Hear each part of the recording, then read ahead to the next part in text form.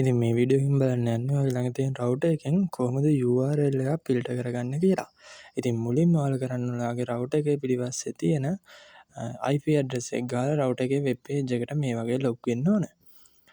ඉතින් web page එකට log වුණාට පස්සේ ඔයාලා යූසර් නේම් පාස්වර්ඩ් දීලා ඒක රවුටර් එකේ පිටිපස්සෙම ගහලා තියෙනවා. ඒක ඔයාලා යූසර් නේම් පාස්වර්ඩ් වලට දීලා රවුටර් එකේ සෙටින් වලට ලොග් වෙන්න. හරි. අපි දැන් මේකෙන් කරන්න යන්නේ ඔයාට මොකක් හරි සයිට් එකක් බ්ලොක් කරගන්න ඕන නම් රවුටර් එක හරහා කාටවත් ඒ සයිට් එකට යන්න බැරි වෙන්න අන්න ඒ විදිහට බ්ලොක් කරන්න තමයි මේ යන්නේ. ඉතින් මම මෙන්න මෙතෙන්දී මෙන්න මේ ඔප්ෂන් එකට යනවා domain name filter කියන ඔප්ෂන් එකට. මගේ ළඟ තියෙන්නේ Huawei router එකක්.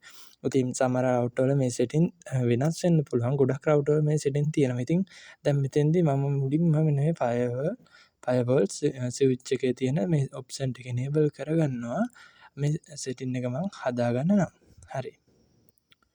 ඉතින් මේ ටික enable කරගත්තා. ඊට පස්සේ domain name filter කියන එක ඔප්ෂන් එකට මම ගියා. දැන් තියෙන්නේ මෙතනින් ඔයාලට මොකද්ද ඔයාලා කරන්න කියලා එක ඇඩ් කරගන්න. black list දාන්නත් පුළුවන්, white list දාන්නත් පුළුවන්.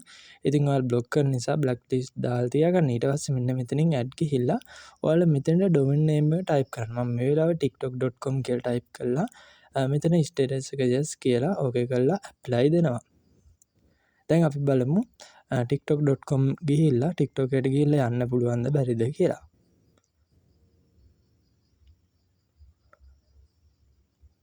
හරි. දැන් අපි බලමු TikTok එකට යන්න පුළුවන්ද බැරිද කියලා.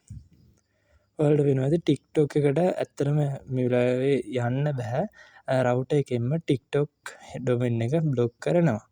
ඉතින් මේ විදිහට ඔයාලට domain කිහිපයක් එකතු කරගන්න පුළුවන්. ඔයාලට වැඩියෙන්ම data ඔයා ගෙදර data වැඩියෙන් පාවිච්චි කරන කොච්චර කිව්වත් අහන්න නැති නම් ඔය TikTok වගේ නැත්තම් වෙන වෙබ්සයිට් වලට යනවා නම් ඒ link ඔයාලට ඒ domain දාලා block කරගන්න පුළුවන්. ඉතින් මම හිතනවා මේ වීඩියෝ එක වැදගත් වෙන්න ඇති. ඒ වගේ data ඉතුරු කරගන්නත් පුළුවන්. ඒ වගේම ආරක්ෂාව පැත්තෙනුත් මේ විදිහේ router එකෙන්ම domain එක block කරගන්න විදිය ඇත්තටම වටිනවා කියලා මම හිතනවා.